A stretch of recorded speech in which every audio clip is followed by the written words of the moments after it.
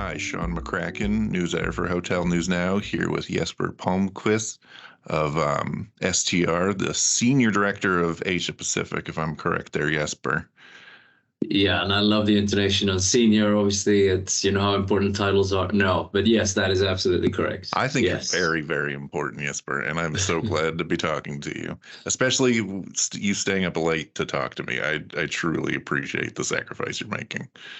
Yeah, no, absolutely. Good to see you. Good to talk to you. So let's just tee this off to talk about what's going on across Asia Pacific. So, what are the big high level trends that you think the folks on the other side of the world should know about what's going on your side of the world?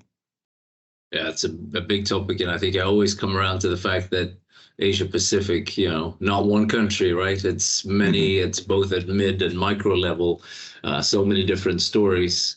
But it's good time for that question because we all expected 21 and then 22 to be the year of recovering and change of patterns and stuff, but it wasn't until this year, right? With some countries being delayed, and that's when you see those really lasting effects in the industry and what a different positive mentality and that kind of stuff. So it is valid now. I think we're seeing things are changing in this second half of the year. If it did 6 months ago, it wouldn't be as interesting, I think. So it's a lot of stuff around the region that are different. I think just you look at the development and tourism and travel, obviously, there's been tons of events that have just come back quickly. And I think the rest of the world are noticing that.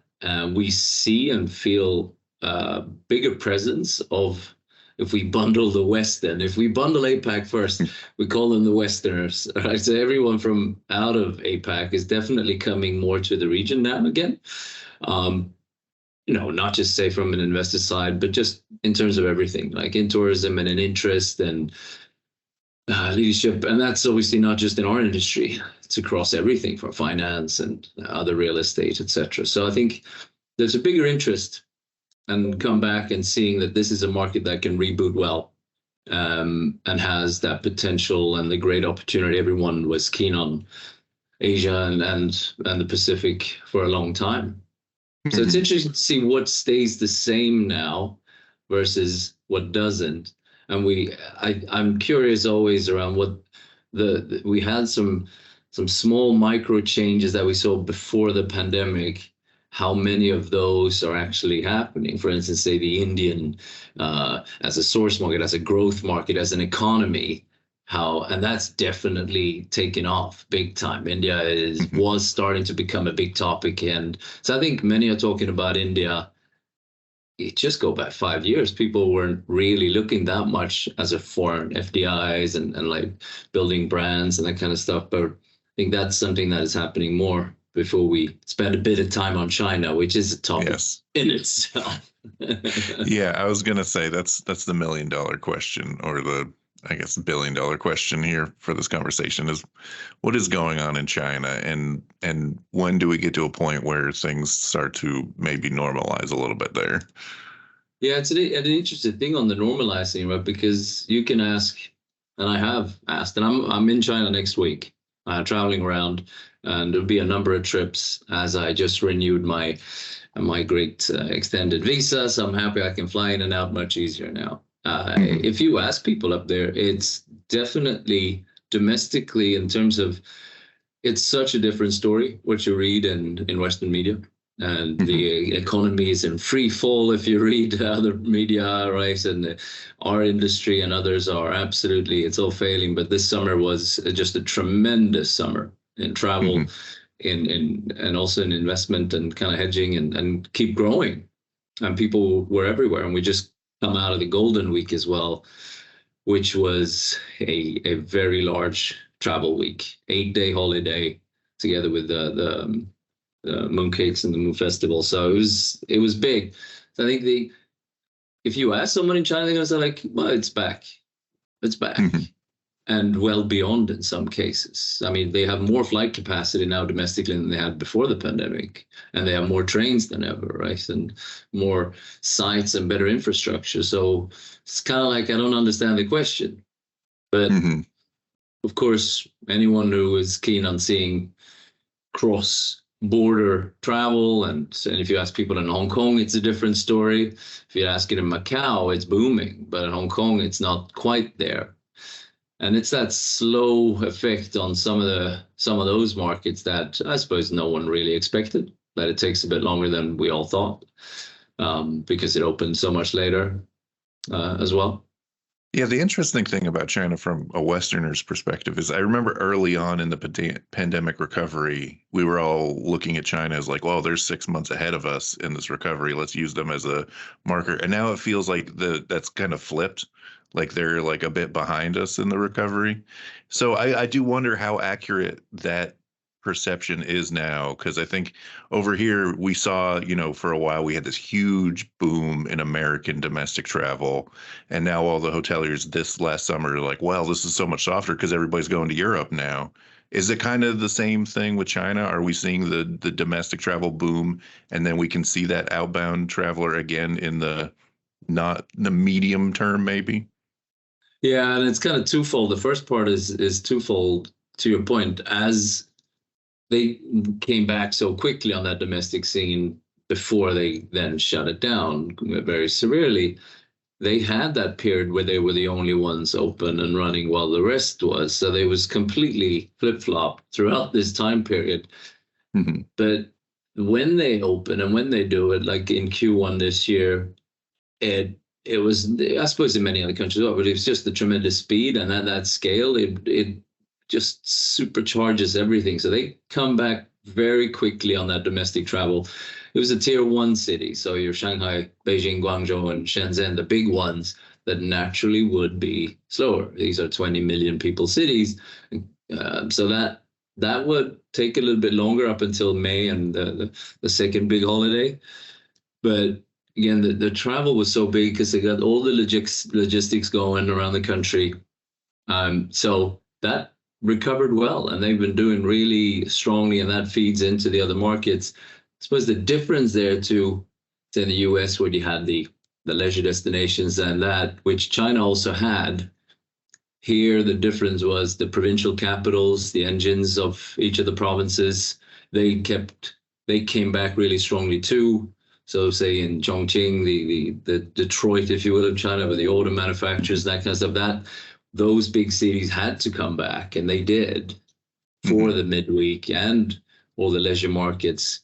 Because, a couple of years ago, we only talked about Sanya, the leisure markets, and some of those, and Tibet and other markets, and Xinjiang. But the cool thing is, I don't know, you can almost say that in the US, I suppose. It's also a big country, but China has a big domestic long haul.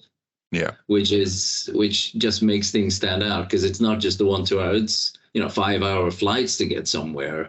It's a big long haul trip, and when you have both that intrastates, it's just the scale of it make a comeback once it starts. It really creates that really big boom across the entire place. So they come back in so many aspects, but the trickling effect of the outbound. We always said that's going to be low and slow and keep coming. And which country is going to come first, right? So the ones that they were on the A list first, and the ones that maybe wanted it more, depended on it more. But that's when we're talking, say, the group travel, which was opened a couple of months ago, right, for everyone. And also the FIT, which is eating into that share. So it is more individual Chinese who are traveling than ever before. Even if it's still a large group section. But take something like students, right? Chinese students were shut down for a while, but that came back quickly. And that's a multi-million-dollar business, and they came back to Australia quite quickly before tourism started. So there's so many different layers and segments around that, and how they come back. I think the American hoteliers who might be listening to this just want to know when they're coming back to Hawaii and California, really. Like that, I think that drives the maybe negative perception of China more than anything here, is we're just waiting for them to come back. Yeah, and I mean, the worst part of that is all our indications is that US on that large scale is going to be one of the last ones in certain scale, which makes sense from a couple of reasons. One, and let's leave geopolitics kind of out of this because it has some effect, sure, but the biggest part is, again, has been for a long time the flights that we're missing, the long haul flights. I mean, look at interesting trends, how we're still Australian flights, for instance, travel in and out there. That's taking on Southeast Asia was always going to be the quickest one together with Japan and Korea. But Europe are starting to get a lot of new flights coming in and out as well. I saw Shenzhen flying new direct flights to Milan and things like that. So that's connecting more to European capitals that the same way want it, right? So your Paris, your Venice, and all those tourism cities starting to see it more. So all those longer flights. Having said that, I suppose on the flip side, the Chinese airlines and the Western airlines as well are starting to pick up flights over to the US more. There are direct flights now that are happening, but it's more connecting still, I would say, when I look at it. So dependent, right? Through Korea, through Japan, or through Europe. When I look across American and Delta and United, it's the good thing now, though, the price on flights for someone from China is lower compared to the other long haul destinations. That's still yet to go down. Are restrictions on Russian airspace impactful for that, or is that more noise than anything? No, but that's a great question because it is for everyone else apart from China and Russia. So I tell you one cool thing is I hear more about, Europeans always go to Thailand over the summer, and Americans too, but obviously a little bit further away. It takes longer, and the flights are more awkward now because you have to go around that and go south. So the flights is longer and the price a bit higher. So what happens is Air China and other airlines then start going, well, just fly north instead, stop down maybe in China, maybe in Beijing or Shanghai or something, and it's visa free if you do within 72 hours or 144 and go to a third country after that. And you can get really good flight deals, and it's a shorter route. So they're benefiting from it, the fact that it's exclusive, whereas other countries definitely it has an impact when you come from the European side. So just shift gears a little bit. You mentioned how things are lagging a bit in Hong Kong, and I wonder how that compares to where you're at in Singapore, whether that's an issue with like kind of the international business hub cities or whether that's Hong Kong specific, or where are you at? Yeah, Hong Kong is very special in that because of being so dependent on the mainland, people coming over. But Singapore is booming, and a lot of the markets in Southeast Asia are booming as well. And Tokyo is absolutely doing well as well in the cities. But Singapore has been really for about a year. And what's interesting is, as with everywhere else, the rates kept going up and kept going up. And and we can get back to that in a second, just how that impacted the bottom line and the owner conversation, which is really interesting how that's changed over the last quarter.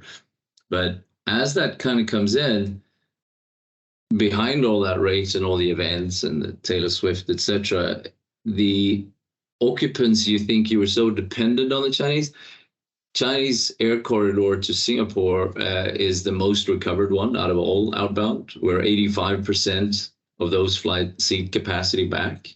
Everyone, I mean, US is what, 10, 15%. So, and others lie there around 50. So, and that makes sense, right? Singapore has a long-standing and a healthy relationship in that, and with having 75% of the population of Chinese ancestry. So it is getting that back really quickly. Every month, the arrivals are growing. I see it on the streets here in Singapore. There's a lot of mainlanders that are coming in this year. So they were maybe less dependent than I thought, because other markets like India will come in and start spending money, and the hotels are doing okay with that, and F&B as well. But when the Chinese start coming extra, it becomes kind of like an extra pot. It grows there. And it's not just in China, it's in Indonesia and Jakarta as well, which is seen as more affordable to the Chinese to go around there, and forever popular Thailand and Vietnam as well. Starting to see that. So you mentioned India, obviously, earlier in this conversation. And I know that there's been kind of this fleeting hope for years and years for India, much like, Brazil and in the Americas, to kind of finally crack that nut and get these huge amount of potential travelers, like for all the international brands? Like, do you see, is this the moment for that to actually happen, or is that a little There too is, hopeful? yeah, I mean, maybe, yeah, let's not put too much spin on it, but it's definitely a shift. For the past 10 years, when we were talking to hoteliers in India and how it was growing, and the homegrown brands are so strong, right? And the product it has this love for hospitality and the luxury. And then Oyo came along and produced something new, and now have Trebo and all that. It's a brand new market. And I hate comparing India and China. It's never really a good idea, but it's interesting from the aspect of how China is really just 20. It's about 23 years old in terms of modern hospitality since the birth of your Trip and all the hotel brands.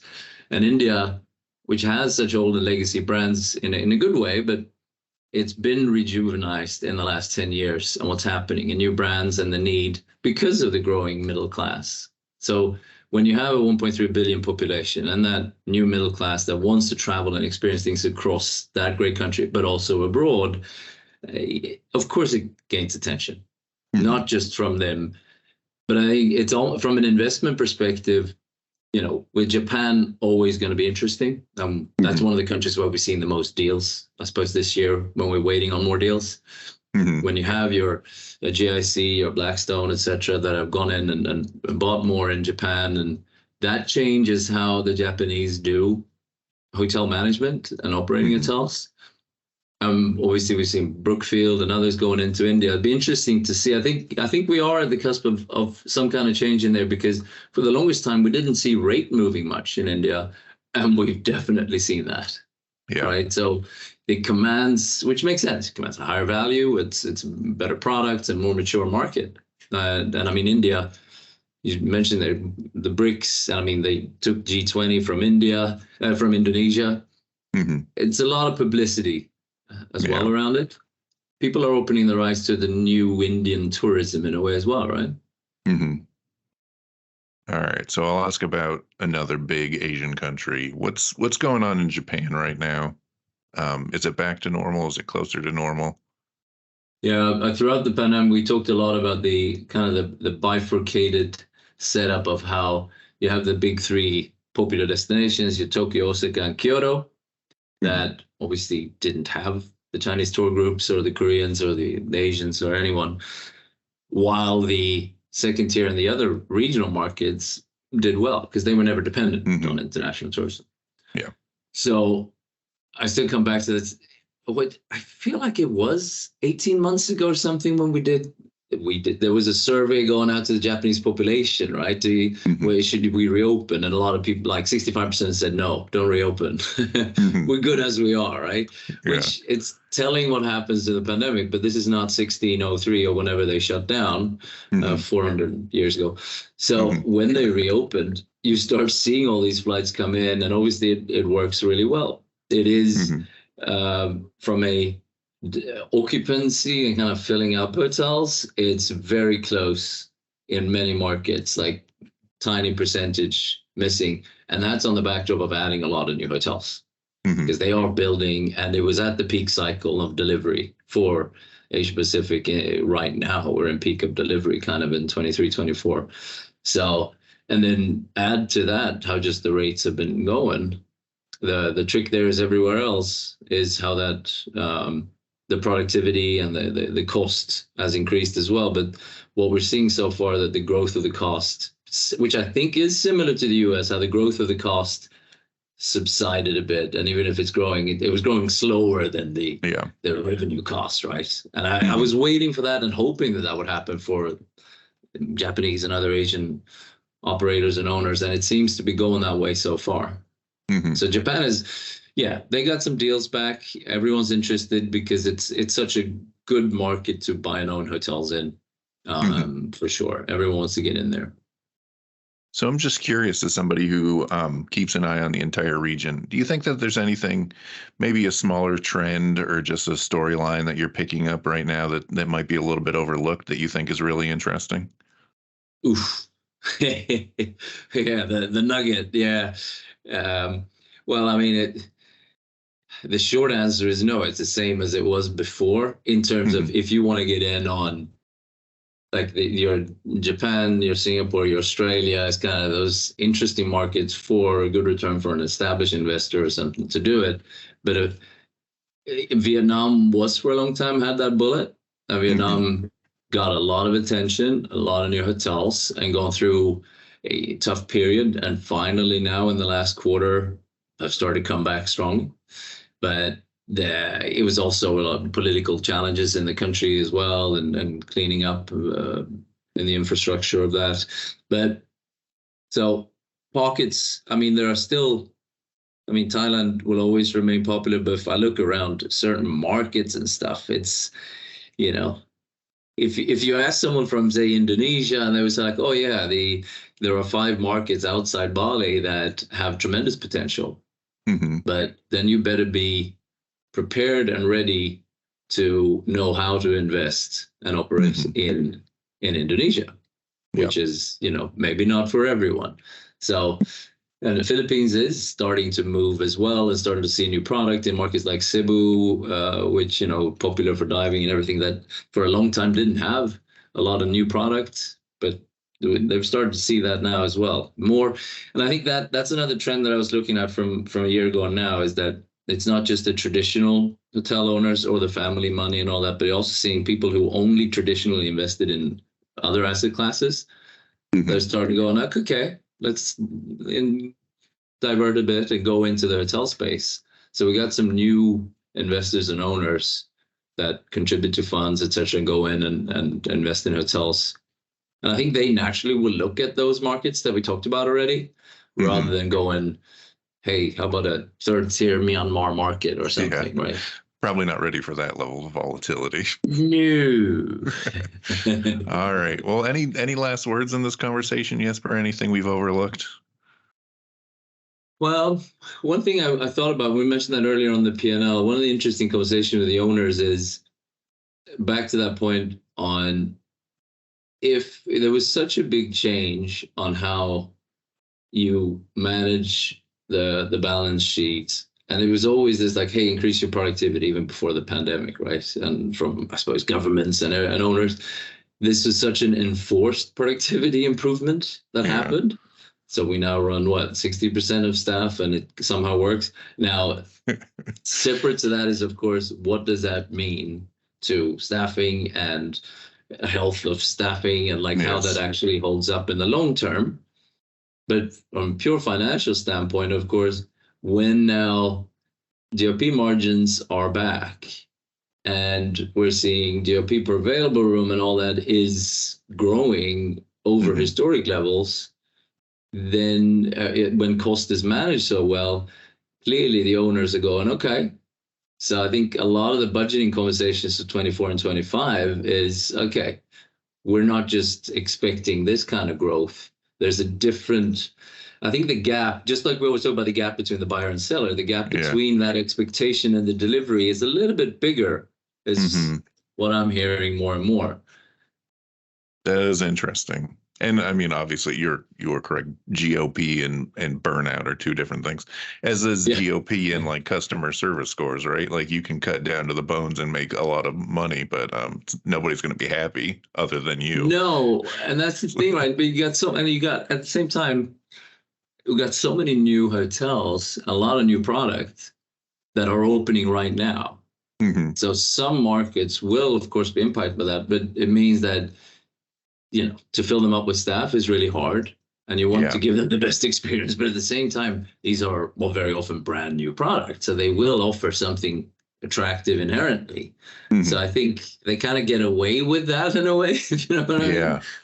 But is that a long-term thing or a short-term thing, like you said? And what's the labor pipeline across the region too? There's a lot of concerns there. It is. I mean, that's the thing, that you can open any event with, in any conversation. I think anyone in the US, regardless of market, will recognize that with, and that's very similar here. And I remember like a while back, there was some things that were so different, but I'd say there's a lot of similarities in it now. China is one of the markets that is different because of just took so long and is kind of closed down, and so tremendously strong without that inbound and outbound at a big flow. but everyone else, you see a lot of similarities between the other countries. There's a competitive space in the events when everyone is having an event and everyone's doing concerts and everything. The competition in that is also one of the much fiercer, I think, and more interesting than before the pandemic.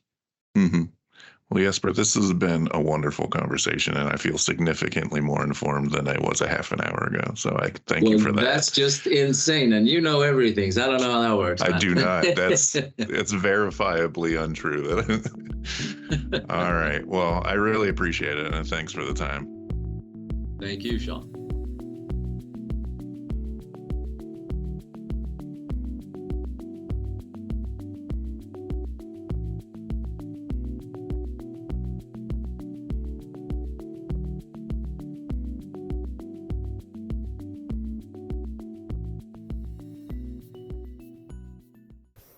Hi, I'm Isaac Colazo, Vice President of Analytics at STR.